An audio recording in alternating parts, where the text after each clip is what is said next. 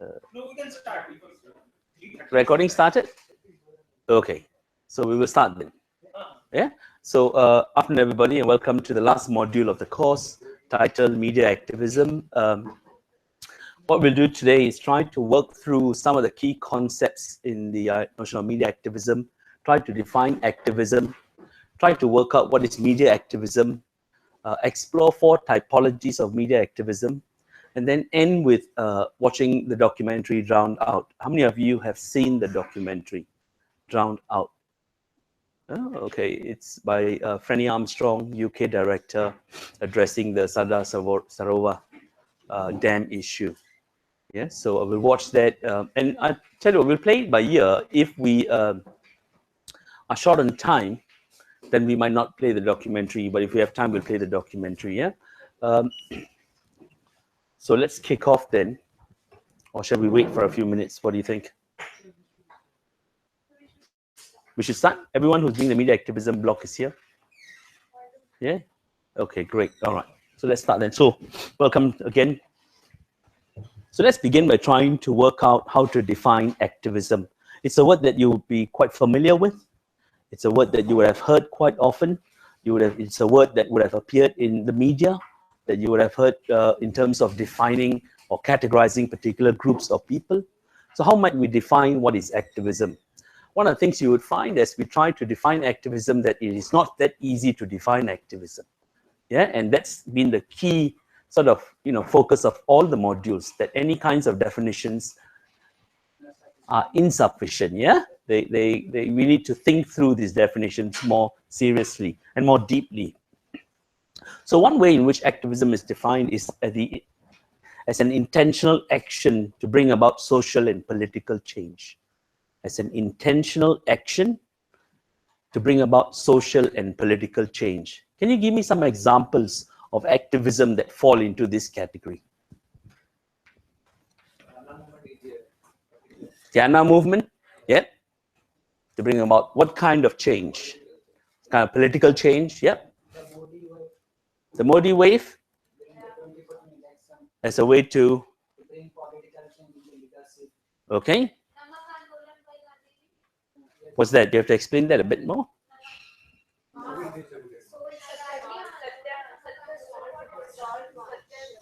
Right. Salt March by Gandhi is an intentional act to bring about. Sorry? Sure thing. So what do these movements have in common? To bring about social change because of some kind of dissatisfaction with the way things are. Right? Some kind of dissatisfaction with the way things are. Another way of defining activism is this: as action that is in support of or in opposition to one side of a usually controversial argument, debate, or issue. Consider, for example, the protests that took place in different metropolitan cities in India around Section 377. Yeah, yeah. So there was a lot of protest to actually ensure that same-sex rights are recognized. But at the same time, there were protests that wanted same-sex rights not to be recognized, right? So whether this protest is about trying to bring about change, changing Section 377, for instance, or repealing Section 377, they both function as forms of activism, right? So remember that, people going out to the streets wanting to keep the status quo, saying we don't want Section 377 to come into play, is a form of activism, right? So quite clearly from the start, we have to keep in mind activism does not necessarily belong to the left or right. Right? It's not the property of either side of the political spectrum. It can be used and mobilized by any members within that political spectrum. And so far as it is a kind of action that is in support of or opposition to one side of a usually controversial debate, argument, or issue. A third way of defining full screen. Thank you very much. Third way of defining activism. Often, the third, not the third way, one of the kind of popular way of thinking of activism always aligns it with protest or dissent. always aligns it with protest or dissent. So, for example, you raised the issue of the Modi collective coming together during the election. Someone said it in the classroom just now. Yes. Huh? So, it's a kind of protest or dissent that crosses political spectrum. So, it's a form of activism, right? Say again, please. I'm not familiar with it. You have to explain. So this is a feminist issue where the girls are not allowed to step out of their hostel after 10, but on the other hand, guys were allowed to stay as long as they want. So recently in the Hindu college, these girls, they just made a hostel in Hindu college. So these girls are not allowed to step out of the tent. They have to wear specific clothes inside the hostel itself. Sure.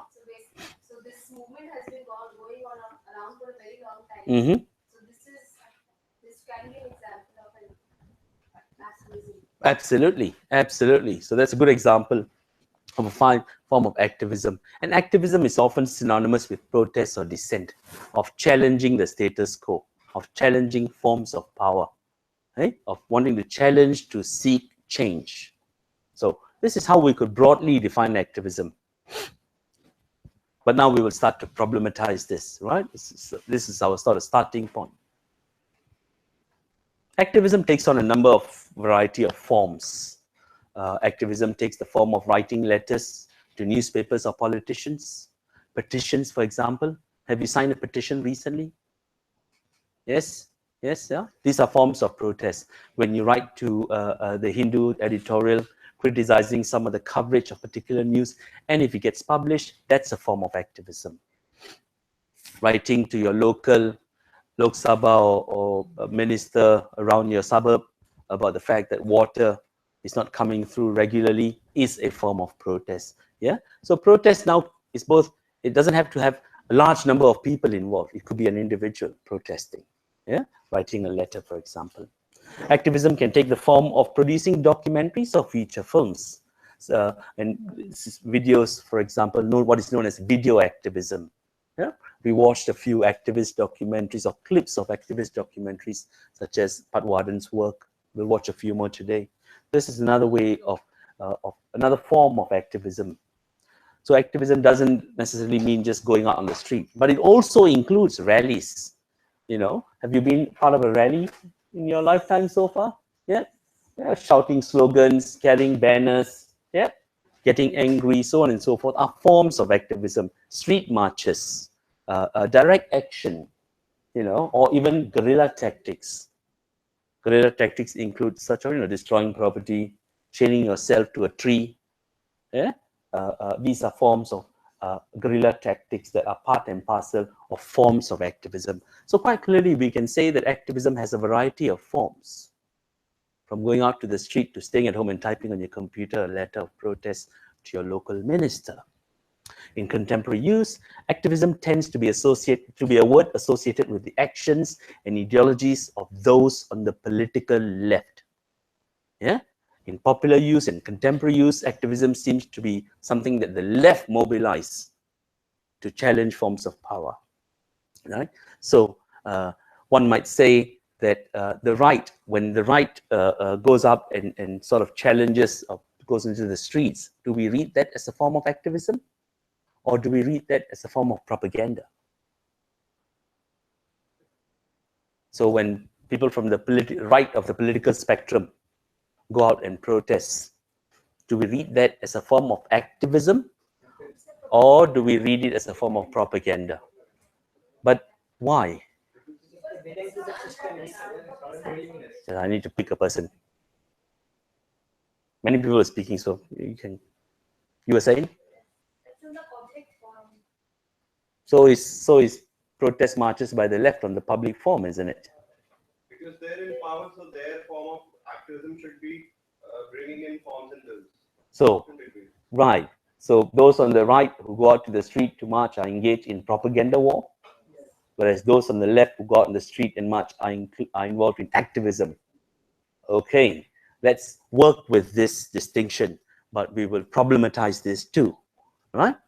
So, for example, if members of the right-wing community go out to the street to ask for laws to be changed to make it more harsh, is that a form of activism? because they're asking for change.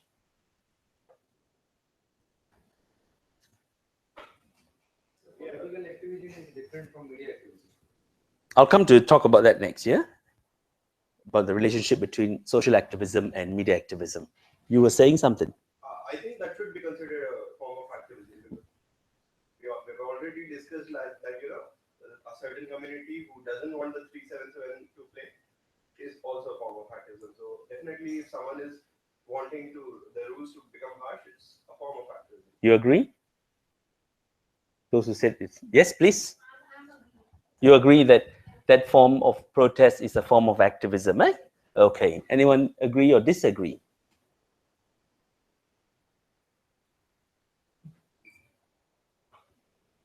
Your peers are precisely right. Every protest not the part of activism. Not every protest is a part of activism. How would we distinguish? Let's suppose BJP in favor of the protest. Mm-hmm. That is not a part of activism. Why not? That is a part of political activism. No, but it's activism as well, right? Or you saying it's part of propaganda? Propaganda and media activism. No, I think let's not confuse ourselves. Eh? So you think it's part of propaganda, not activism? Anyone agree with him? Political drama. I think if the political rulers are coming into the field protesting something against law and against bringing about change, I think that there must be some political interest, so that can't be considered as activity. Can't be considered as activism. That will be coming under propaganda. Sanjay, any idea? Propaganda is related to the status quo power. Perhaps propaganda is? Political status quo that the current power. Sure. So they're not form of activism then.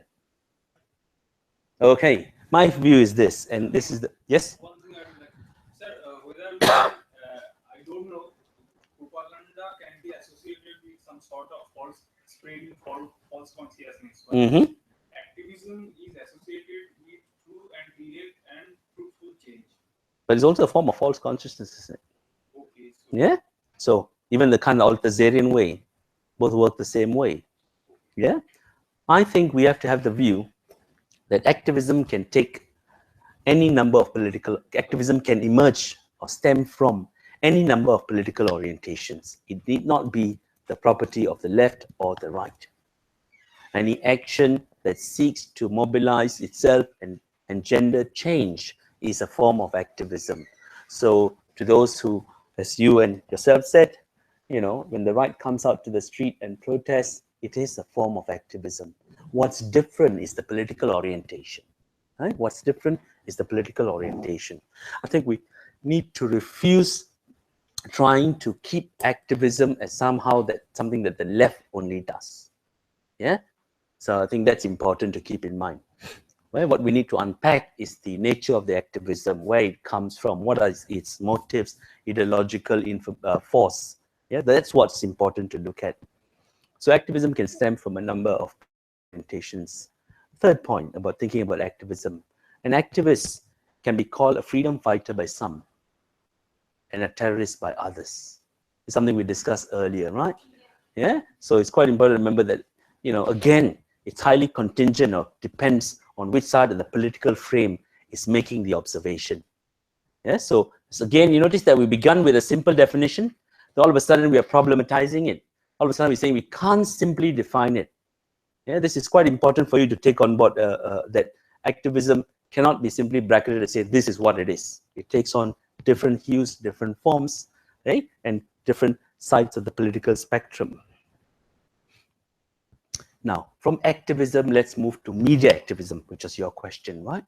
What is media activism? Media activism is concerned with the relationship between media and forms of advocacy. Right? So all of a sudden, it's not just about going on the streets. It's about mobilizing and using the media for various purposes. So social media, for example, has been very instrumental in forging activism in the contemporary times. Remember the image I put up about people coming on a flash mob coming on the streets in the UK to protest against extreme dieting? That's a form of media activism, where through the media, people come together onto the streets. Media activism for us, therefore, has to consider the role of the media in forging and forming that activism, right? So if a group of people in the suburb upset about corporations' lack of water supply, go out to protest, it's not a form of media activism.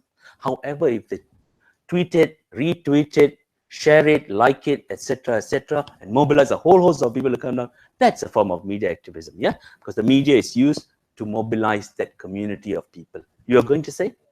There is what the Jasmine revolution is part of Jasmine River? Jasmine revolution. The revolution of the process of change we took over through the help of social media. Which revolution are you talking about? And The Arab Spring, yes, of course. That's a good example. media is Absolutely. Absolutely. But at the same time, we must remember that thousands and thousands of people came up to Tahrir Square during the Arab. A lot of people came. Many of them did not have access to social media. even Anna movement is a part and parcel of Yes, that's right. But my point is this, yes, to a certain extent, one can say that the Arab Springs was a sort of an activism that used the media. But if you read the work of Tariq Ali, who's you can easily find on YouTube, he argues that yes, but not many people who had access to mobile phones and didn't have Twitter accounts or Facebook pages. A lot of people who came out were quite old, who didn't use sort of new social media. So he says when we want to sort of celebrate social media's potential in bringing people together to change governments, we should be very careful, because a lot of people who came on the street on that day as part of the Arab Spring did not have access to social media. Yeah, word of mouth was quite useful in that kind of revolution, right? Actually use some information. Yes, it does. That some information was retweeted. Sure. Sure, but I'm saying that's not the only story. That's only part of the story of the revolution, that the media was used. But the other parts where people did not access the media, I spoke to their neighbors, saw people walking up, going up, found out about it, went out to the streets. You see what I mean? So we should be quite careful in trying to unproblematically celebrate the Arab Spring as an example of social media revolution. Although you would find, if you go on Google Scholar, lots of people writing that this is a fine example of social media being used for activist purposes. Indeed, it is, but that's not the whole story. I think the Tariq Ali position saying it's both, it's much more useful, to think about. Even for the Anna revolution, I don't think everyone had access to a tweet account or didn't have a Twitter account or a Facebook page, right? So that's important to keep in mind. There are many examples of media texts that are involved in some form of activism or another. Too many to mention. So here's a short list. Some of the media texts that I have in mind include documentaries such as Fahrenheit 9/11, produced as a critique of the Bush War on Terror, Drowned Out, which we will watch later, produced and directed by Franny Armstrong, which is an investigation of the impact of the Sada Sarawak Dam project in Gujarat on the indigenous people. Super Size Me, which is about the pandemic or epidemic of obesity caused by fast food industries, particularly McDonald's. In that show, he goes out and spends a month or 2 months just eating McDonald's for breakfast, lunch, and dinner. And every time he drives through, they say, you want to upsize this? He says, yes. And after a while, he got really unhealthy. So the aim was to make the documentary to show sort of impact of fast food on people's health, diets, and well-being. Ram Ki Naam, which we watch, and War and Peace. I'd like to show you a clip from Fahrenheit 9/11. And in this clip, we see the discussion with people who work for Halliburton, the main sort of contractor in Iraq, once they invaded the country. And you notice in that clip, the particular individual talks about how war is actually quite profitable. Right? It's something that we don't hear in mainstream media, which we didn't hear in the Bush Declaration, which we don't hear in write-ups on the war on terror. So to that point, to that extent, a show like Fahrenheit 9/11 providing us a different insight into the war as being for economic reasons, provides shows a different complexity. It wasn't just about trying to go find terrorists. It's also about trying to go find oil and make some money, because the American economy wasn't doing too well. Right? So let's watch this clip.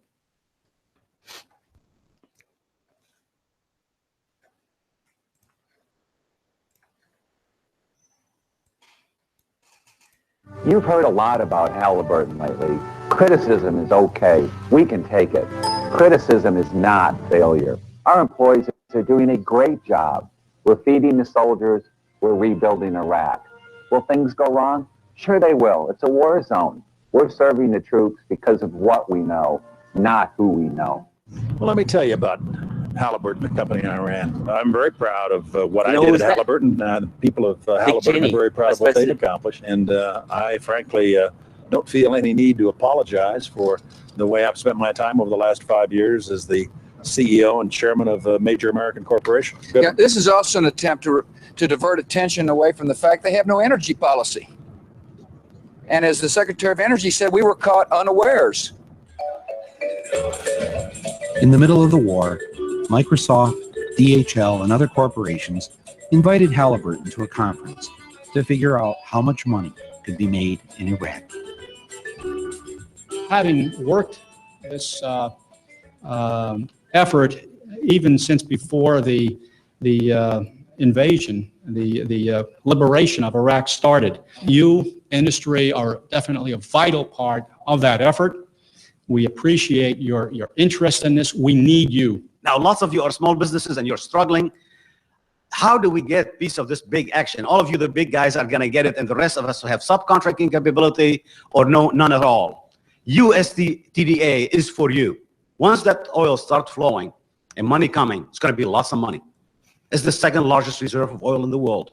There's no question about how much money is there. I've been getting complaints from Iraqi firms and from American firms that the lack of transparency, the corruption, I think the profits that American companies are making, the main companies, are so overwhelming. I mean, like when you have a line item for $1 million and you subcontract it out for $50 or $60 or $70,000, that's a huge profit.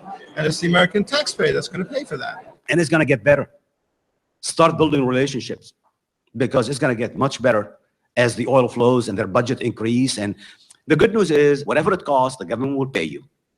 War is always good for certain companies, I mean, that are in the war, the business of war.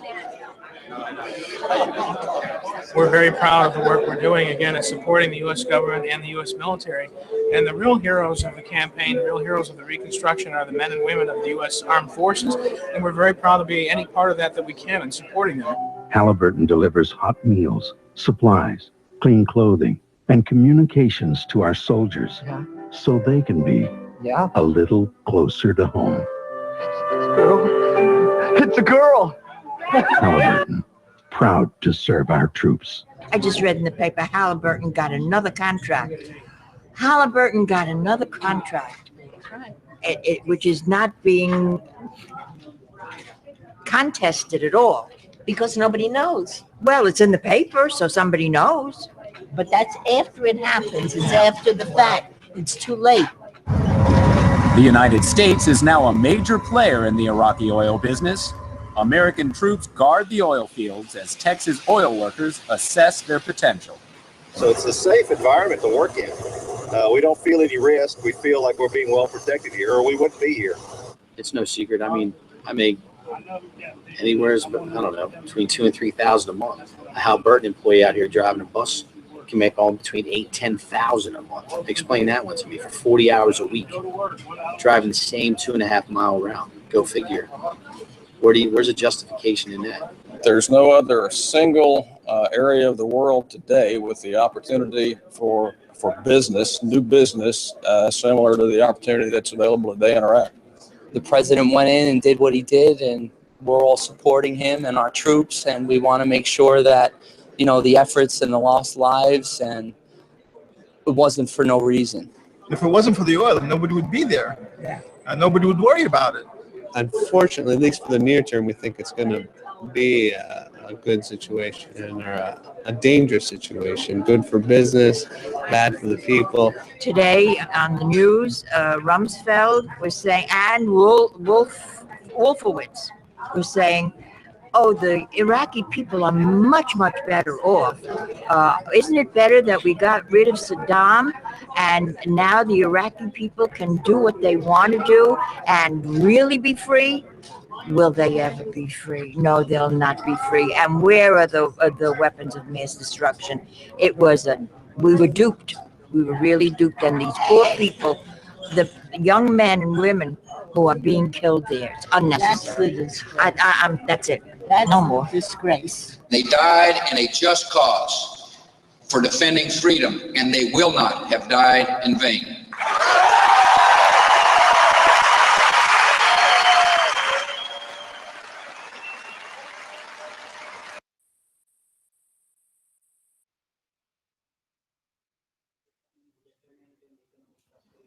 Yeah, sure. What else?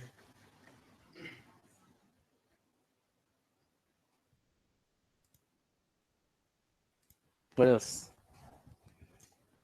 What do you think this documentary, which you haven't watched in full, which clips only I've showed, tries to do? Very smartly, it shows like how the malpractices of business are being justified by a simple statement that at least they didn't die in vain. Exactly. That last comment was quite a telling comment. That's one particular scene, I mean, sort of section from the documentary. It ends beautifully, like you said. They died in a just cause. And remember, in the first lecture, we talked about him saying that we're going to, for the reasons of freedom, you know, defeating evil, so on and so forth. So that's kind of just cause that was the grounds or the reasons for going to war. What this clip shows is another reason for going to war. Right? The more pressing reason to go to war, because the oil could start flowing, businesses could start flourishing, you know, at the expense of lives of soldiers who are sent to do the jobs at the front line, at the expense of lives of Iraqi citizens, men, women, and children who are brutally killed, right? And even Dick Cheney coming out to say there's no need to apologize for being CEO of Halliburton. How about the conflict of interests that a vice president who was formerly the CEO of Halliburton decides to go to war and then gives that contract to the company of which he probably has a major share or is at least a stakeholder in? Yeah, other companies involved, Microsoft, DHL, etc., all coming together to see how much money can be made in Iraq. As he says, you know, we need you, as the guy says in the talk, we need you to the business roundtable. We want to get you a piece of the action. Let's get the oil flowing. So it's no longer about freedom. It's no longer about democracy. It's no longer about, you know, rebuilding Iraq. It's about plundering Iraq. It's about extracting from Iraq oil, which the Americans need so badly to run their cars, so on and so forth. The old woman, what an astute, sharp old woman, who says to us, you know, we were all duped, we were lied to. I mean, this is very telling. These are voices that you would never hear on mainstream media. These are voices that appear in a documentary, which, by the way, they tried to ban. Yeah, which they tried to ban quite unsuccessfully, and it got screened. And it did quite well in the theaters, but it got screened in theaters too. If it wasn't for oil, as I think he's in charge of Iraqi commerce. Yeah, he's what he said. If it wasn't for the oil, no one would be there. So from the get-go, it was all about resource and not about democracy. So that's an example of media activism. Example of using the media to put together a narrative of the war that challenges the taken for granted assumptions about why the war on terror was staged.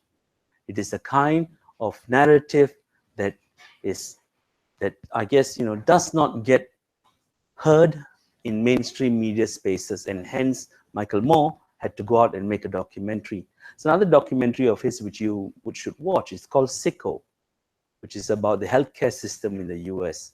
If you get access to it, it's available on YouTube, so please help yourselves to them. So that's an example of a media text involved in some form of activism. Another key comment that emerges from your readings about media activism is a point from Goldenberg, who says this: media attention itself is itself a political resource. That is to say, putting it on screen like these documentaries do is itself a political resource, because you watching it now have a different sense of the war. Right? If you just listen to CNN and BBC and all, you have a different idea of the war. Whereas you watch a show like this, you get a different sense of the war. So that attention itself is a political resource. Yeah, because it could motivate you to go and vote for a government that doesn't go to war, yeah, to join an action group, or even go out to the street to protest. This is the power of media, yeah, to engender some kind of social change. However, you know, the use of media for activism is highly constrained because corporate media, because of the corporatization of the media. Yeah, media is owned by corporate interests and industries. That means distribution is going to become very difficult. And you see the case of Fahrenheit 9/11, you know, good for him that he won the lawsuit.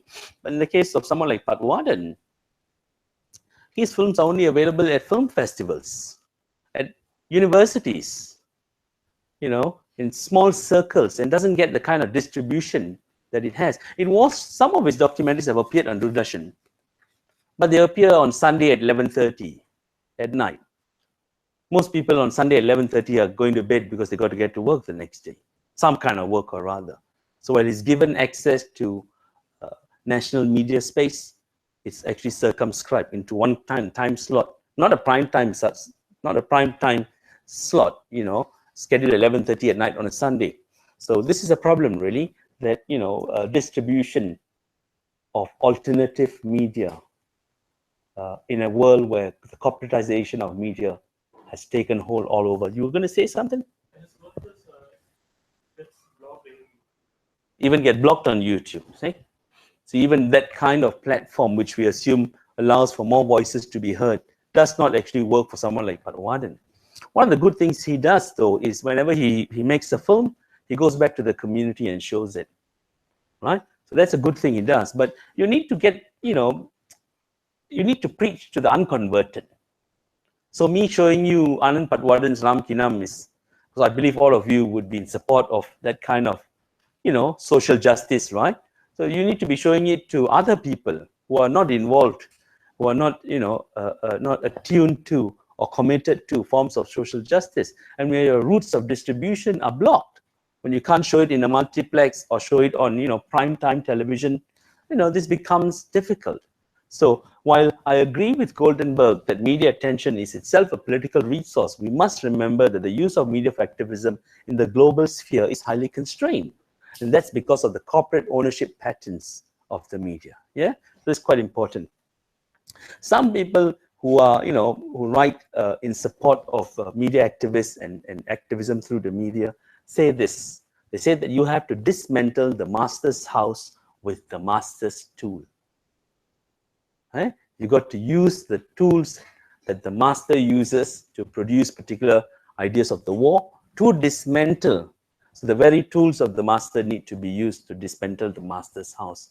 Perhaps in the tutorial we can discuss your position in relation to this statement, right? Dismantle the master's tool with the master's house with the master's tool. Let's try to define media activism. Again, we will try to define, then we will problematize. So, yes?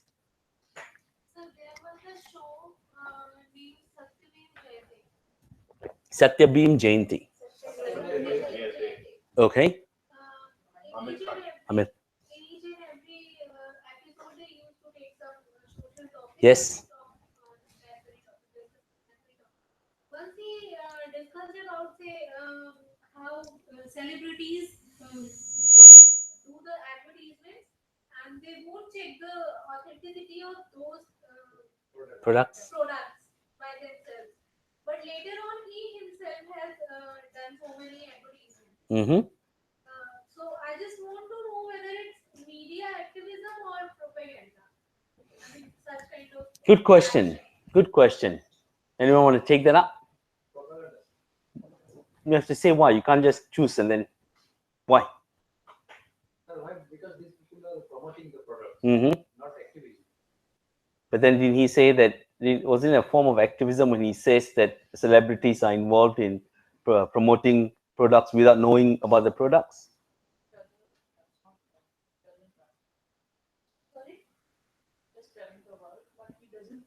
Right. So he doesn't practice what he preached, right? What do you think? Right. So you don't think that he exposed the celebrity world? Mm-hmm. It's not activism, it's propaganda. Why not? I'm not saying it's not. I'd just like you to say some more. And you're on camera now. No, I'm not talking about advertisement, whether it's propaganda or activism. I'm talking about that very show. All advertising. You're getting me wrong. I'm not asking about advertisement, Mm-hmm. that whether they are propaganda or activism. I'm asking about that very show. That very episode particularly. That episode is a part of activism. That's what my question. Episode is a part of an activism, and they bring in big people like America Mm-hmm. or increase their TRP. Mm-hmm. But the hidden agenda is they want to show all these things, whatever is happening in all parts of the country. Sure. So you agree that what do you think? Sir, actually, I just want to know because that show belongs to Amir Khan only, right? Show is owned by American. Yeah. Right. So, I just want to know whether it was, I mean, his deed was within the, say, what, bracket of activism, or then later on when he himself was involved in some advertisements. Okay. So, it should be considered within the, say, bracket of. You're on screen now. Great job by the technical group. So what do you think? So, Where? I just want to know whether it's. Yeah, so what do you think? His deed is activism or propaganda. What do you think? I'm not sure. That's why I'm asking. Okay, fair enough. Fair enough. Let's think I have an answer to you, and the answer is in the next slide. And this is it.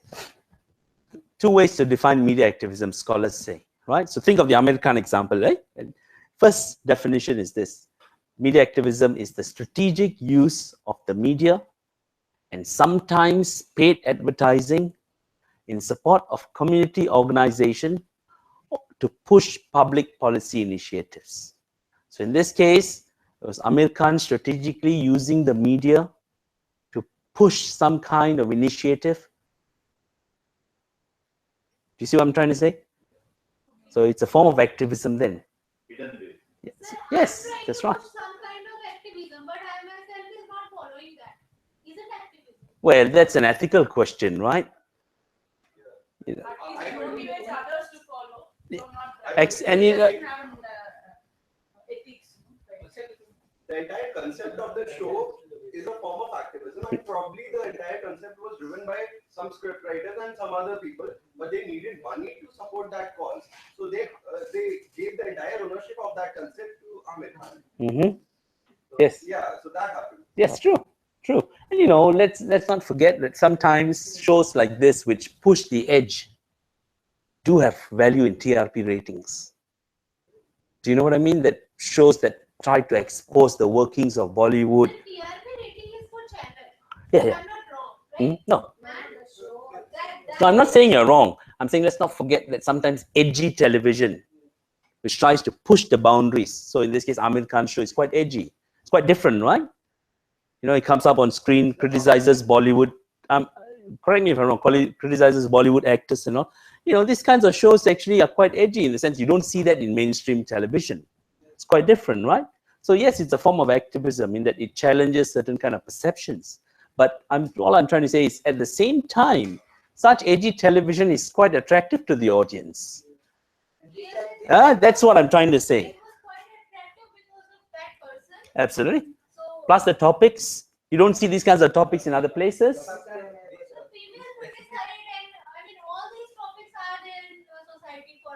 But in the media.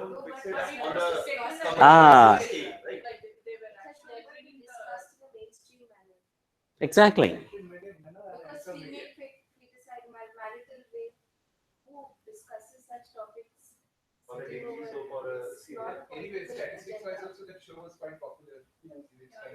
So you see that it is a form of activism, but activism as well is quite attractive to the general public. It's a show that's quite different, which can possibly increase TRP ratings. I don't know, but it could.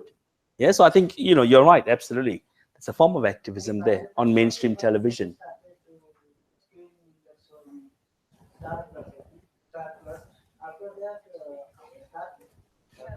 and then they did all the language.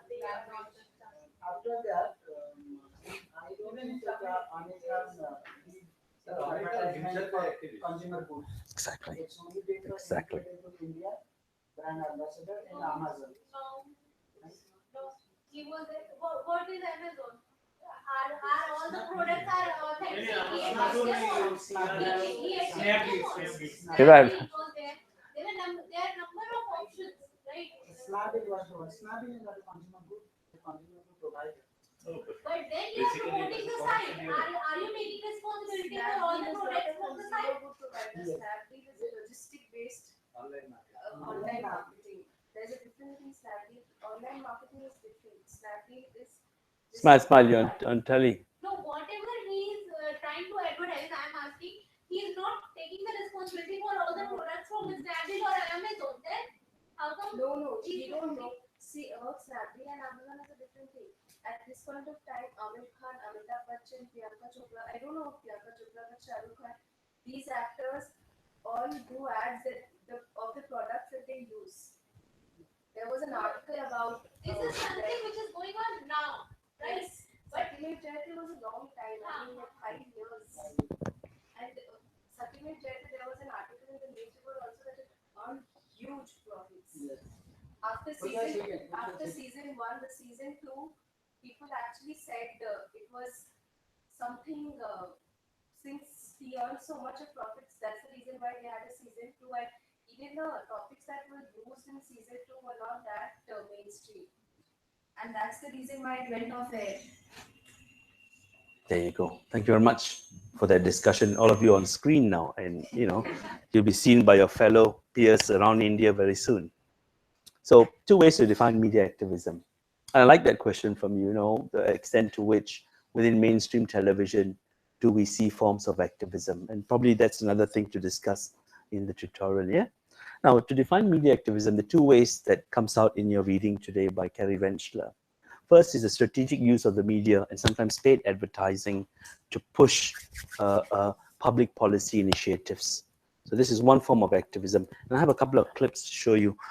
But before that, this kind of advocacy which seeks to use the media to push public policy initiatives seeks to make social change in public policy, in laws, in practices through the use of the media. Yeah. For example, Adbusters is a wonderful site which you should go see, which tries to kind of work against the saturation of the mediascape by advertisers and advertising itself. Scholars argue that Adbusters is a form of subvertising, to subvert advertising. Yeah. It's at www.adbusters.org where you can have a look at some examples, and we'll go through a few examples in a while. Another example of the strategic use of the media to push for public policy change or push public policy initiatives is the documentary No Logo. No Logo is an example of media activism that strategically uses the media and sometimes paid advertising, as you would see, to push public policy initiatives. Let's watch a clip from No Logo.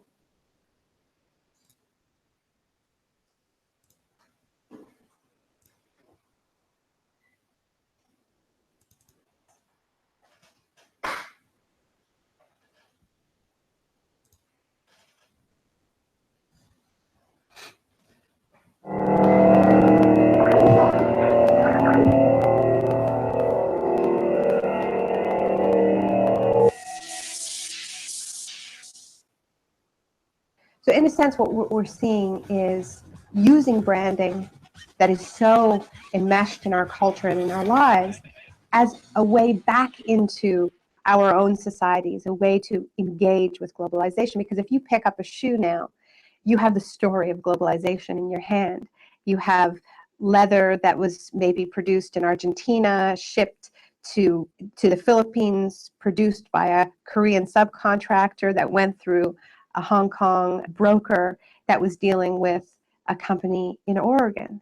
So you're looking at this thing, and if you can deconstruct it, if you can trace all the components through the global economy, and not only that, but find out how much that company that's selling you that shoe spent on advertising last year and how much money they paid a superstar athlete to sponsor them, then you have the disparities of the global economy in miniature, the winners and the losers. What we've seen in the past 6 years is an explosion of brand-based investigative activism, where you have campaigners that have peeled or looked behind the brand, peeled away the facade to see how the goods are produced. There are labor groups in the United States that have sponsored tours of Nike workers, of Gap workers, going to US campuses, to community centers, to tell people how their products are produced. And of course, this is very uncomfortable for these companies, because even though they are the engines of globalization, they don't really believe in globalization, not this kind of globalization, right? I mean, their whole system depends on the world of production and the world of consumption staying safely apart, and there not being this connection at the grassroots where we learn the secrets behind our shiny, perfect, airbrushed global world. So now these brands have become in many ways the most visible targets of globalization, so much so that whenever you see a protest, during a protest, there'll be a line of riot cops guarding the Starbucks, guarding the Gap, guarding the McDonald's. And this strikes me as tremendously symbolic somehow, that they're guarding the facade, the entry point into the world of globalization. And what this activism is doing is it's putting them together. And it's going to the shiny facade of the brand outside the mall, outside the superstore, and saying, we know how your products are produced. That's what these campaigns do. They make globalization real. They say, it's about the food that you eat. It's about the clothes that you wear. It's about the toys you buy your kids.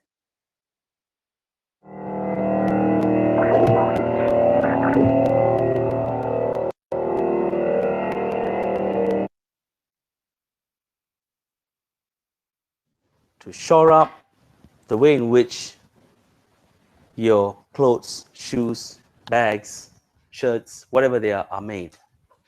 Yeah, because there is a massive gap between the point of production and the point of consumption. A lot of us wear clothes that are probably made by some poor chap in Bangladesh, sewn by some poor community in China. This laptop, for instance, is very exploitative. Yeah, you know, it's made by Chinese workers in the city of Shenzhen who work 12 to 15 hours a day doing the same kind of work. And there's been a high rate of suicide among these workers because of the terrible work conditions. But when I go buy my laptop in the shop, it's shining, bright and brand new. I go home and I'm very excited, very, very excited. I forget that inside here are Chinese sweat, blood and tears. Yeah. So when you do connect production to consumption, you become much more aware of the conditions under which your goods are produced. Advertisers tend to hide this. Yeah. So here is Naomi Klein, who wrote the book and then made this documentary, who uses the media to push public policy initiatives. This Show No Logo was made and then shown on campuses, shown on different sites to encourage customers to become much more aware of where your coffee comes from, who makes your coffee bean, who grows this coffee bean, under what conditions, how much are they paid, you know, those kinds of things. And this has given rise, you know, such kinds of push early on in the mid to late 90s has given rise to the birth of, you know, fair trade, for instance. Have you heard of fair trade goods? Yeah, where the there's kind of removal of middlemen and women in the whole chain, so that you know that the clothes you buy, actually much of the profit from the clothes you buy goes back to those actual people who does the sewing.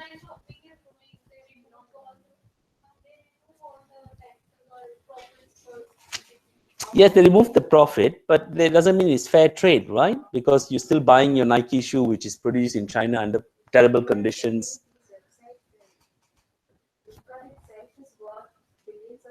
That's right. So, you know, I think online shopping has made consumption much more easier. Now you don't have to go to the shopping center, you just click a button. But fair trade is about buying your coffee from places that source the coffee straight from the farmers, so that the money goes to the farmers. Sorry? Exactly.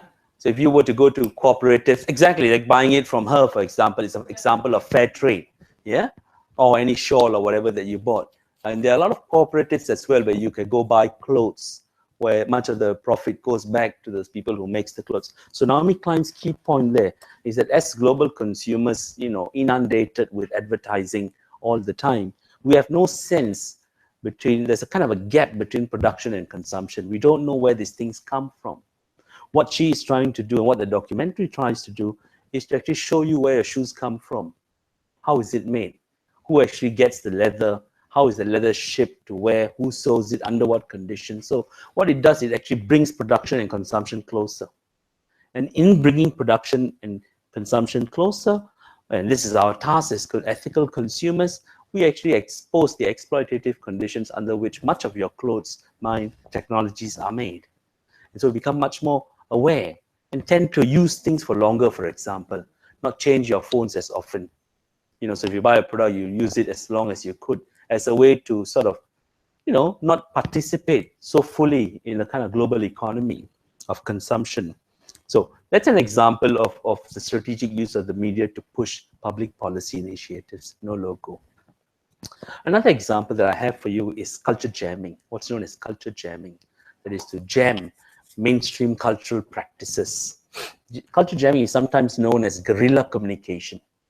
Yeah, guerrilla communication comes from the term guerrilla warfare. Yeah, warfare that is not set up in a certain way. It's hard to actually go fight in a guerrilla war, right? So guerrilla, sorry? Exactly. They hide around, so it's quite difficult to find these kind of military people who use guerrilla communication. So culture jamming does this. It's known as guerrilla communication. It's a tactic used by many anti-consumerist social movements. Yeah, I'm trying to get this here, to disrupt or subvert media culture and its mainstream cultural institutions, including corporate advertising. Let's watch a clip to underscore how culture jamming works.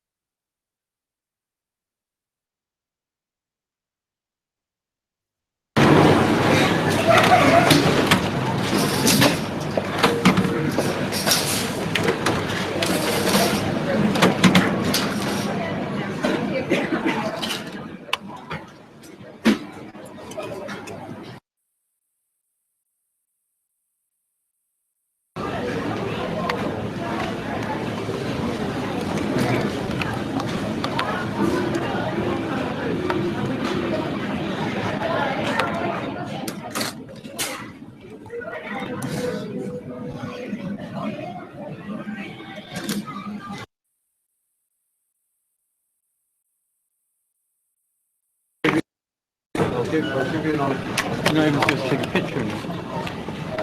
Really? Yeah. Recording. It's recording. Is it?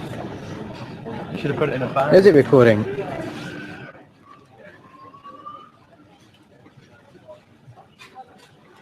Is it recording? Yeah. I didn't know that. Oh, this bottle's a lot bigger. Yeah. Oh well. That's all. No one actually does this though. This is a college announcement. Can I have all coaching colleagues back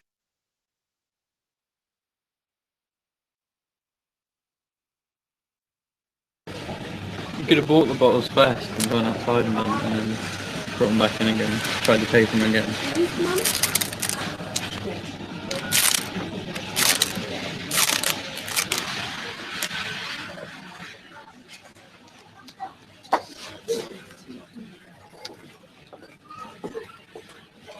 You really can't tell the difference.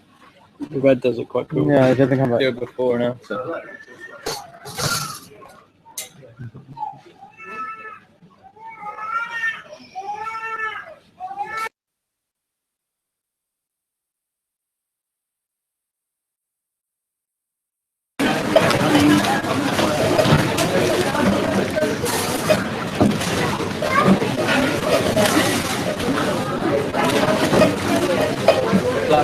Original cotton. So loads of these things. Big bolts on them.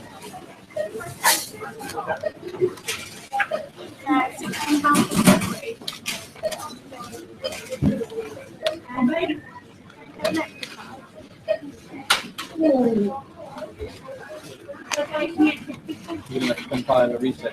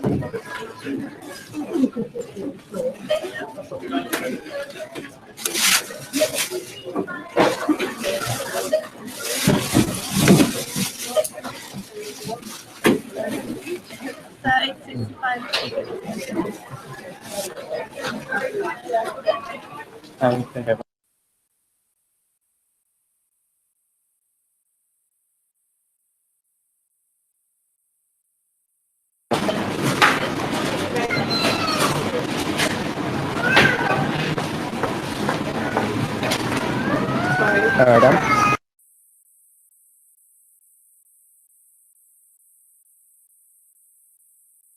Particular forms of advertising.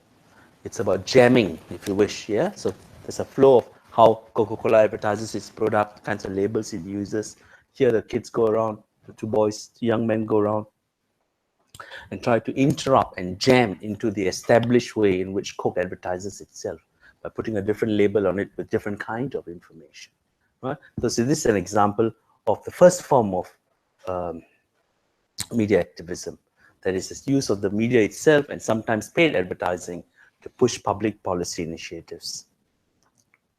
The second definition of media activism is this. That is advocacy. Media activism can be understood as advocacy directed at the mass media in order to create a more democratic media system. In this case, media advocacy doesn't use the tools of the mass media as much as it challenges them. Remember the comment using the master's tools to dismantle the master's house? The first definition of media activism fits into that, using the media to challenge and push social public policies. Here, it's quite different. Media advocacy doesn't necessarily use the tools of mass media as much as it challenges the mass media as an institution itself. Sometimes these two forms of advocacy, pushing public policy through the use of mass media and an attempt to create a more democratic media system, do overlap and intersect. Yeah, there are two different ways of thinking about media activism, but they sometimes do overlap and intersect. Let me show you two examples now. The first is from a documentary called Rich Media, Poor Democracy. Again, available online. Yeah, quite a good documentary to go watch. And I'm showing you chapter 6 from the documentary. I'm using it as an example of media activism directed at the media. The second is from a group called Yes Men. I don't know if you've heard of Yes Men. What they have done is they recently, a few years ago, appeared on BBC, the British Broadcasting Corporation, as a spoof actually, and apologized for the Bhopal tragedy unequivocally. And the BBC believed that this was actual representatives of what was that company? What is the company's name? Union Carbide, yeah? So the BBC actually believed that this was Union Carbide executives coming on board. And BBC, of course, ran this as an exclusive, you know? Nobody else is getting this interview with Union Carbide executives apologizing wholeheartedly for the damage and tragedy in Bhopal. So let's watch this two clips. The first is from Rich Media, Poor Democracy, which I think I have.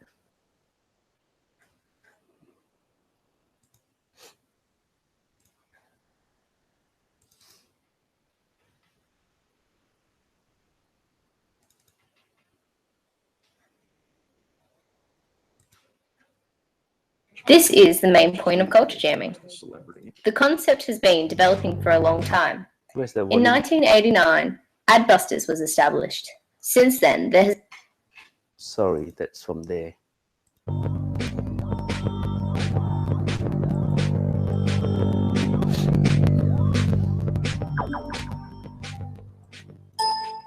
US media system is basically broken down into 3 tiers of corporations. The first tier are the huge giants. These include Viacom, AOL Time Warner, Disney, News Corporation, Sony, Vivendi. The next tier of companies is one notch down. These are the companies like Comcast or General Electric, major newspaper chains like the New York Times, Knight Ridder, Tribune Company would be in that second tier. This third tier is, though, hundreds of thousands of very small companies that sort of round out the system and do the stuff that the big guys don't find profitable, that fill some local niche. But if you look at the numbers, you say, well, there are hundreds of thousands of media companies, but that's misleading. There's really only a couple dozen that dominate the system. Journalism is one of the central problems that face a democratic society, because to have a democratic society, you need to have a vibrant, healthy journalism. It's axiomatic. It's the cornerstone of democratic theory. And what you need from that journalism is a feisty, rigorous accounting of people in power and people who want to be in power. They have to be held accountable so people know what they're doing. You need to have a wide range of opinions on the important issues of the day so people can formulate their own opinions.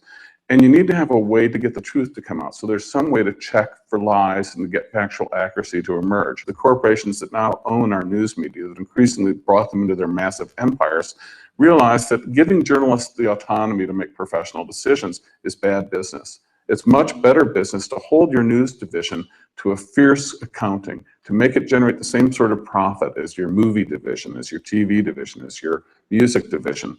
And that means basically fewer resources, less investigative work, less controversial work, more puff pieces, more trivia, more entertainment, more celebrity coverage. And that's exactly what we've gotten. This has to do with the fact that there is a certain formula for success that they all use in order to keep their stock prices high. And that is a very simple one. It is, on the one hand, to show stuff that's as titillating as possible, to keep those ratings up night after night, while at the same time slashing budgets, cutting costs. Eventually, you have Barbara Walters become a kind of pillar of the news establishment, although she's really basically just a celebrity interviewer. You have a kind of alternative universe with shows like Entertainment Tonight, which use the format of this CBS Evening News to cover the day's celebrity gossip. So what this does is it creates a kind of ready market full-time for stories that are high on sensationalism and low on information. Winona Ryder is back in court for her shoplifting trial. And so what we get is a much weaker journalism, a journalism that tends towards cover the easy stories about celebrities and royal families, whose idea of balanced political reporting is simply to put a mic in front of a Republican and then get a Democratic opinion, but almost never means going out and then figuring out who's telling the truth, actually doing the journalism of investigating the various claims and telling us what's actually going on. This leads to very serious problems when you get into a situation, for example, like the war we're currently in. With the drumbeat for an attack on Iraq increasing, the Bush administration may finally have the ammunition they've been looking for. The type of war coverage we see in the United States is exactly what you'd expect with a system dominated by a handful of very wealthy corporations that benefit by having a world run by the United States to make the world profitable for them. To expect those sorts of firms to foster journalism that's going to be critical of a U.S. War on terrorism, a U.S. role in the world, is illogical. Now, even if the people at the top of the system were the most civic-minded, decent, rational, humane people in the world, who would never think of interfering with the news operations, even if that were the case, this ongoing concentration of the media would still pose a grave danger to democracy because it would make serious news unlikely. We've had in the past 2 years enormous scandals with companies like Enron and WorldCom, where the management for years has been ripping off the government, it's been ripping off its workers, consumers. Yet until really the last second, our news media was extolling these companies as sort of the exemplars of the new economy. A healthy journalism could have nipped them in the bud in the mid-90s and could have addressed them. Instead, what we get is a journalism that comes at them very late, and what we're seeing is a journalism that's very hesitant about getting to the roots of these problems. A journalism that's unwilling to look at the real cause, which is the corruption in our political system that made these scandals possible.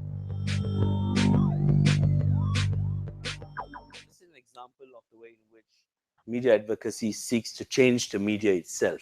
Rich Media, Poor Democracy is a documentary targeting the media culture in the US, saying that there's a lack of serious journalism or investigative journalism, that we've gone to sort of, info entertainment journalism that is not good enough. Yeah. So this is a great example of the second definition of media activism as, I clicked the wrong button, sorry, as advocacy directed at the mass media. So a documentary produced as a critique of the media system in the US, asking for a more democratic system. Yes? Oh yes, coming. I'm going to move to the next clip. That's why I didn't put it. Second clip that I want to show you is the Yes Men clip. And this one is a good example of the way in which they both intersect. Definition 1, yeah, strategic use of the media to push public policy initiative, intersects with using challenging the media itself. Yeah, so if the Rich Media, Poor Democracy is a good example of the second definition of media activism, advocacy directed at the mass media. Yes Men is a good example of the way in which these two forms intersect. Yeah, so is that clear to you why I'm putting these clips on? Yeah, so it's gonna, watch that to see how that plays out. And I believe I have the Yes Men clip. Yeah, there we go.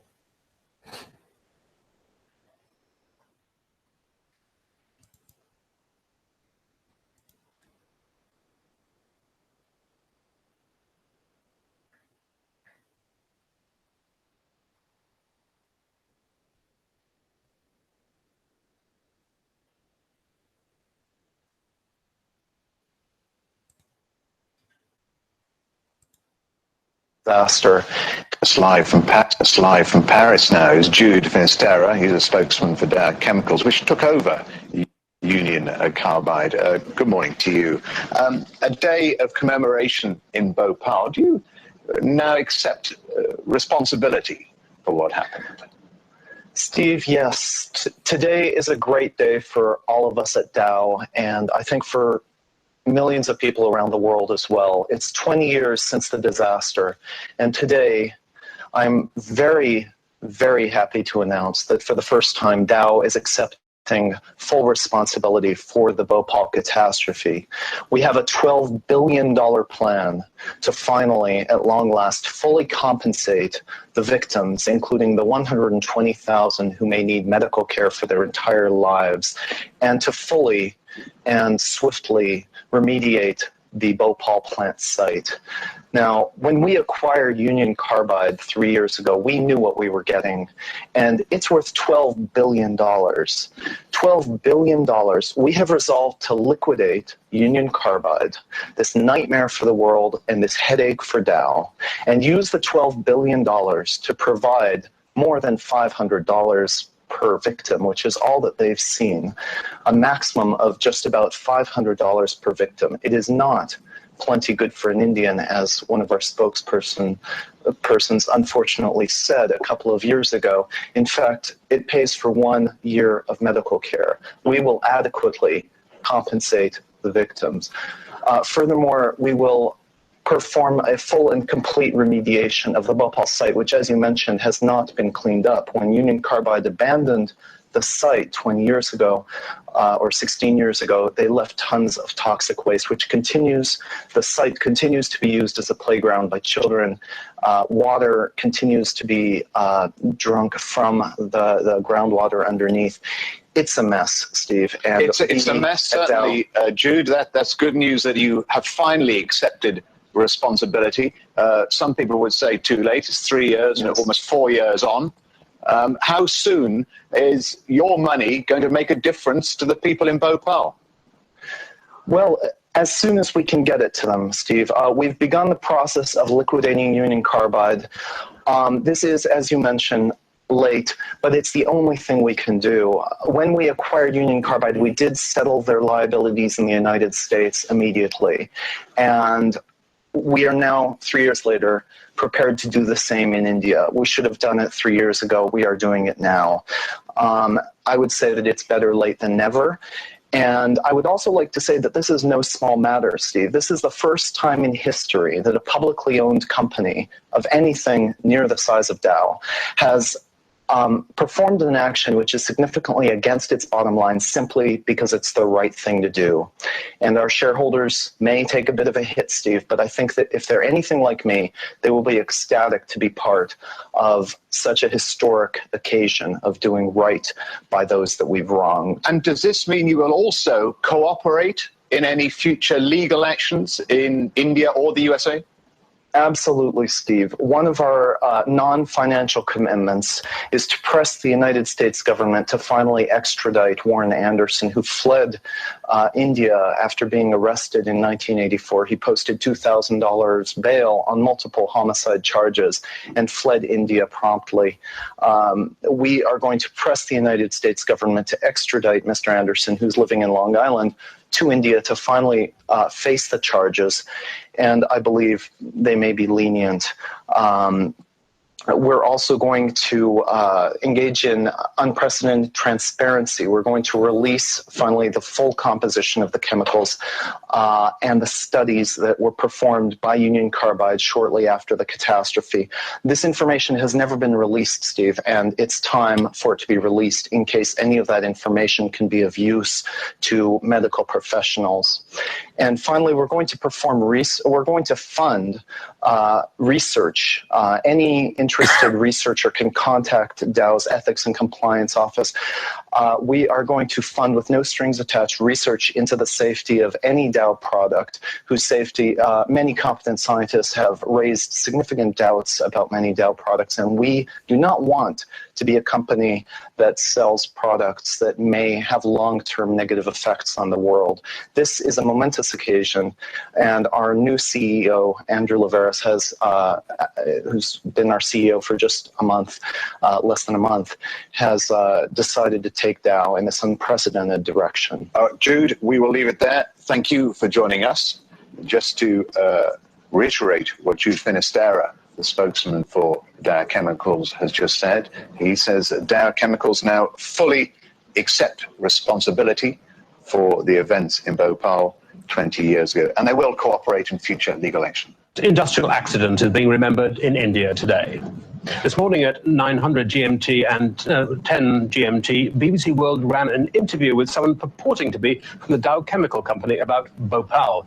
This interview was inaccurate and part of a deception. The person interviewed didn't represent the company. We want to make clear that the information he gave was entirely inaccurate. We apologize to Dow and to anyone who watched the interview who may have been misled by it. It's fantastic, really. Not, I mean, it's fantastic in terms of what they've done. The Yes Men they're culture jamming activists. Yeah? So into the kind of mainstream accepted way of thinking about Bhopal and forgetting Bhopal and the tragedy there. They have actually intervened. And in fact, convinced BBC that they are the real spokespeople for Dow. And BBC actually ran it as breaking news. On the one hand, it shows that the BBC did not do its job, right? That this is a form of critique of the media. Without saying it, this is a critique of the media, because BBC did not go find out who this person is, whether they're a real spokesperson, verify the information, so on and so forth. So that's one level. So at the second level, it is a critique of the media form itself. Second, when you hear what he has to say, what is he trying to say? He's trying to say that, we are taking full responsibility and trying to push for public policy change to bring Dow to account for the violence that was committed on the people in Bhopal.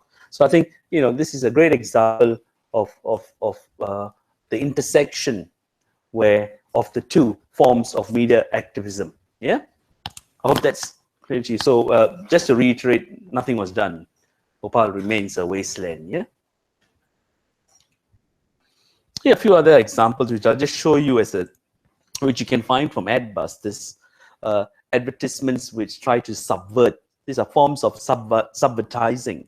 They try to challenge ways in which certain issues are being cast. Here is an example from Adbusters about the CEO of Canada West, Canadian Broadcasting Association company. And it's about them trying to shut down, remove jobs, reduce the number of newspapers, and its impact on the media world itself. Here's another one against the war on terror. Do you know what image this is? Remember the, yes? Sorry? No. Do you remember the image, the photographs from Abu Ghraib, which were circulated where American soldiers were stripping Iraqi prisoners of their clothes, putting them in these kinds of positions? That's what it is. And so this is the precise image that you see, a photograph of one of the detainees in Abu Ghraib that's replayed in this way, taken up and reused to say stop Bush rather than, you know, torture the Iraqi at Abu Ghraib. Yeah, so this is what this is. Adbusters ran its cover story, "I Terrorist," with the face of a I presume, woman whose complexion is not too bad, you know, trying to show that the terrorist doesn't actually have to have the kind of Islamic Muslim countenance that we've been talking about previously in the module. Yeah. So here's Adbuster saying anyone could be a terrorist, not just people of a particular culture or community. These are forms of subvertising. Another form of subvertising that took place when Adbusters ran this image of Bush as a one-term president. Unfortunately, this wasn't true. He took 2 terms, I think, in the end. Yeah. So again, trying to kind of critique forms of power. Conventional understandings of media activism assumes that media activism is located on the left of the political spectrum. We have said, you know, that this is not precise altogether.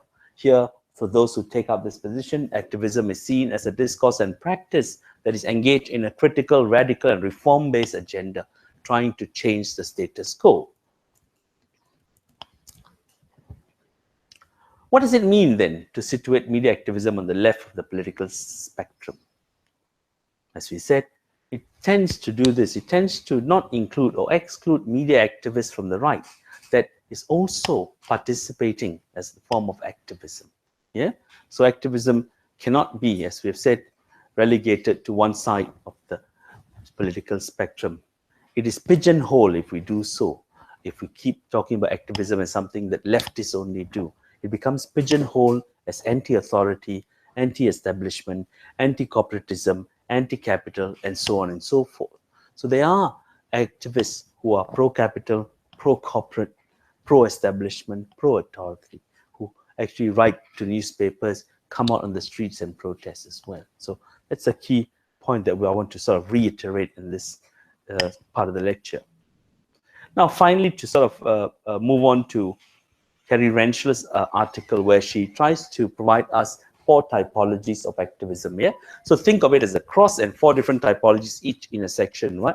I want to underscore that these typologies help us to locate media activism, but at the same time, these categories leak. Yeah, so if you have, yeah, so you can have 1, 2, 3, 4. These are the 4 sort of, you know, typologies that you're going to put in, right? So these lines are not fixed. They are porous. Sometimes things move, yeah? So that's quite important to remember. But what it does, though, it at least provides us with a starting point to think about locating and defining different types of media activism, yeah? So as we work through this, keep that in mind. The first and second typology, what's known as media reform movements and the alternative press, focuses on media reform movements, alternative press, you know, so Fahrenheit 9/11 would be a kind of, would be in this typology, right? Supersize Me, which we saw, Ram Kinam with this, yeah? Reform movements such as that of Yes Men, culture jamming would be this kind, would fall into this category. This first category, typology 1 and 2, media reform movements and the alternative press, we should need to locate this within the larger sphere of the political economy, where we have to consider the kind of corporate ownership patterns of the media, how might we subvert or challenge these forms of corporate ownership. The first and second typologies are very attentive to the need for reform of the corporate control of the mass media. Yeah, so rich media, poor democracy is a fine example of that can be located in the first and second typology. It also sees the media as a public utility.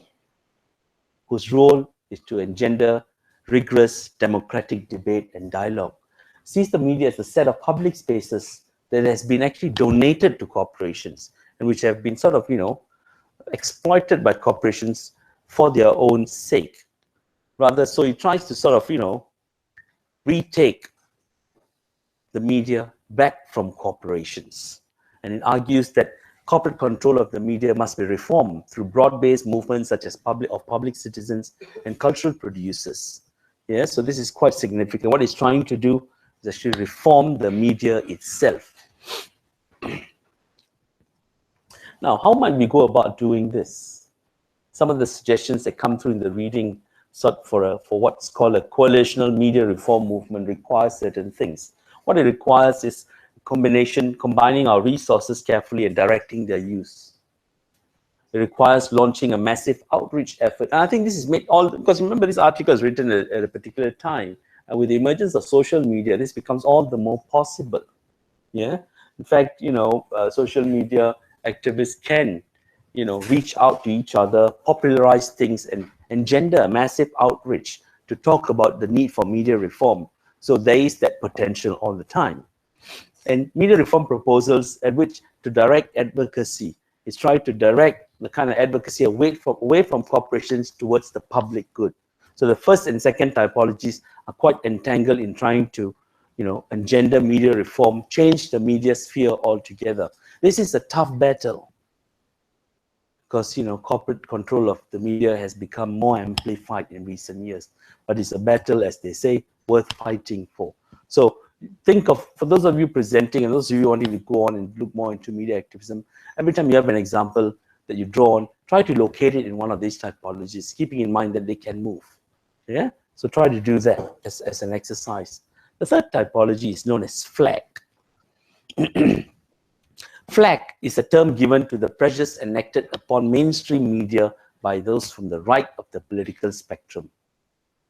Right? So from those from the right of the political spectrum exerting pressure on the media, on mainstream media, is known as flag. It refers to negative responses to media statements or programs, phone calls, letters, telegrams, email messages, petitions, lawsuits against the press, to ensure that, to pressure the press to maintain a particular conservative take on particular issues. This is known as flag. So ask yourself, are there examples that you can think of? Pressure put on mainstream media from the right of the political spectrum. Can you think of examples of flag? Yeah. Is flag a form of activism? According to Carrie Rentschler, it is. Malika, were you going to say something?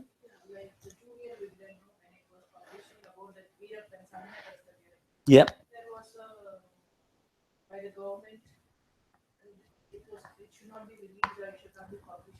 Mm-hmm. There was a lot of pressure from the political side. On the mainstream media, not to run it. Yes, absolutely right. So that's a good example of flag.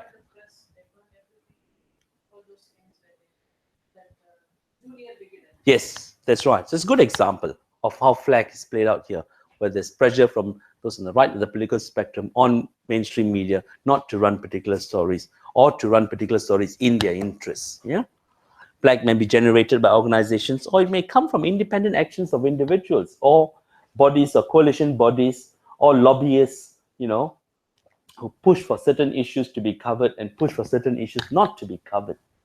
So this is a form of, lobbyists are quite powerful, who, use their might of the dollar as well as political will and political influence to pressure the mainstream press.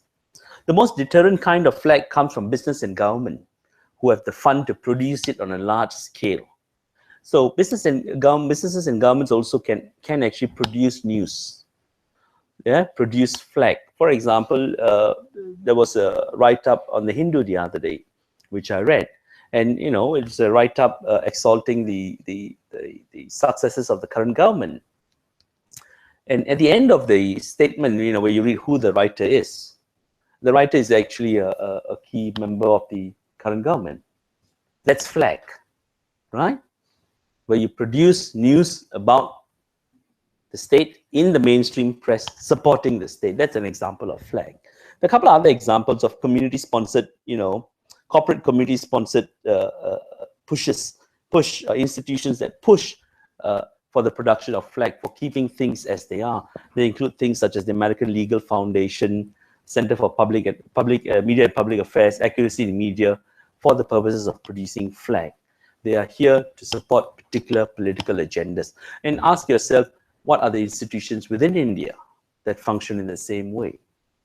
Yeah. So as you take these notes and go over them in your own free times, ask yourself, how might I draw on local examples, right, that actually does the same work? Flag institutions function to discipline the media through complaint, right? Saying that reporting was not right because it did not give the side of the government or somebody else. So flag institutions function as disciplinary mechanisms. They try to control what the media does. They function as a news filter, an ideological filter of what gets disseminated. And in nations where there is a huge political control of the media, such as in places like Singapore, flag is all powerful. You see this constantly in the media because in Singapore the media is not autonomous. There's almost complete government control of the media. So in these cases, flag institutions prevail, and they exert a lot of pressure on mainstream news to produce particular kinds of news. Flag refers to negative responses directed at the mass media, criticism of the mass media for not reporting something right in favor of particular organizations. While flag machines attack the media, however, treats them well because of the close nexus between media and politics, media and governments, yeah? Because they need to survive. They need certain laws to be in place. So the relationship between media and politics engenders a non-critical response when media is forced to produce flag, when flag machines attack the media. The fourth typology, which I think is what's most interesting to me, and which I think, when we watch a bit of Drowned Out later, and if you don't watch it, please go watch it, yeah? You'll see how in that documentary, an indigenous person actually trains to become a journalist and becomes quite apt at reporting particular issues that we don't hear about, yeah? And actually becomes quite apt at standing in front of a mic and talking to the public, which is a particular skill. It's hard to engender, but he does. Yeah? The fourth typology, techniques of strategic media advocacy, is what Carrie Renshaw calls it.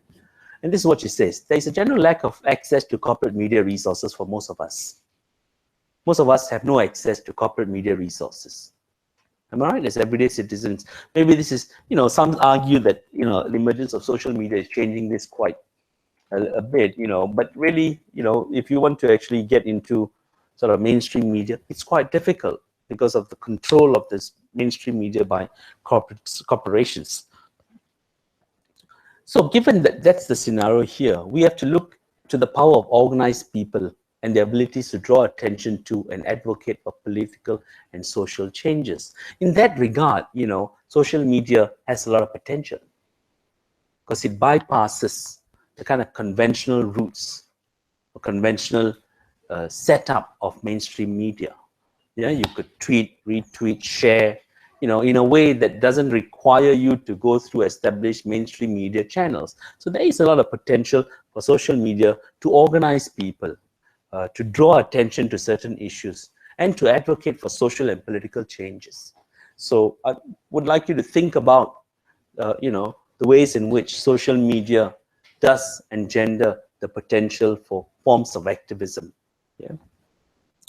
Now, to do this, to sort of, organize the power of people, draw their abilities, and advocate for social change, they need to do a few things. And the aim of I guess, media advocacy is to suggest that news is actually contested, that what's on the news is not really what it is.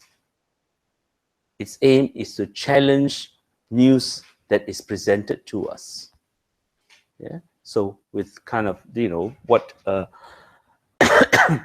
what we do as advocates, media activists in typology 4, would be to produce alternative news, right? And you know, if you've been following social media and do subscribe to certain, what do you call them, platforms, you know, or groups, you notice that you get news that is quite different from what's in mainstream media. When you retweet this to your followers, friends, what you're doing is changing news into a contested terrain. To say that, you know, the reporting on NDTV about a particular issue is not actually as it is, that there are other views, you know. And so this is the aim of the fourth typology, to turn news into a contested terrain. How do you turn news into a contested terrain? 3 strategies are suggested by Kerry Rentschler. First is to become a news source yourself. So if you go to a protest on the ground, you know, you actually can write the news about that protest, which would be quite different from what, you know, some NDTV reporter coming to report on the event would see, because you're on the ground. Yeah. So first is to become a news source yourself. So for those of you working with marginalized communities, you know, this is an opportunity, you know, not just to use the, not just to, you know, investigate their problems and concerns and finish a thesis, but actually use, you know, use that knowledge of what they're going through and produce news and share that. And I think new media advances many potentials to do this. Yeah. So that's one possibility of becoming a news source yourself. Second, it involves training people to become journalists. Yeah. About how to report, what to look for, you know, how to write in a way that is accessible to everybody. Because, you know, I cannot be a journalist because I write with a particular, as an academic, and, you know, academics write in kind of dense language, right? So this would be inaccessible. There's a need to train journalists to write in a certain way, to look for certain things, to think in particular ways. So, you know, that's an important skill to actually develop. And I believe the emergence of journalism classes in around universities in India, for example, and globally, you know, shows that there is potential to train journalists who might actually become news sources that are that challenge conventional news reporting. And third, you know, and this is what Kerry Rentschler says, is to develop particular techniques that cuts across different categories. You know, develop skills of visual skills, develop skills to be able to take a photograph that actually speaks volumes rather than having to write something, develop skills around taking video clips and embedding them, you know, into your reports, linking up those video clips with this narrative that you produce. So these are the different kinds of skills that I think can and should be developed among citizens, and social media enables this, you know, as a way to challenge the way news is presented and to contest the presentation of news itself. Now, I'll say that as the final word for this module and say what we're going to watch next is a documentary called Drowned Out. Here's some information about the documentary. It's directed by Freddie Armstrong and produced by Spanner Films. It's about the indigenous Indian community located along the Sarovar river and dam, who choose to stay home when the dam is being constructed, and who choose to stay home and get drowned rather than make way for the Namada Dam. These communities are confronted with 3 choices, as the film shows. Either you move to the slums in the city, or you accept a place of resettlement site, or you stay at home and drown. And these are the people from the place called Jalsindi in central India. So what I'll do now is I'll play the clip, because I think we're here till about 5-ish. 5:05. So what we do is we play the clip and probably, yeah, play the clip till about 5:00. No, the time now is 5:05. You said. What time do we end? 5. Okay. So tell you what, then shall we watch the documentary straight off, and then have a discussion, or you want to have a 5-minute break before we come back to? So 5-minute break, then documentary, then discussion. She seems to be the one who speaks, yeah, sets up the agenda. Great, fantastic. All right, thank you very much. Let's watch the documentary next.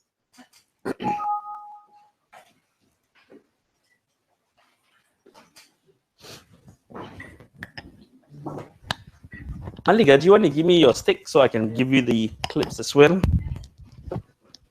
Not the clips, I mean the lectures.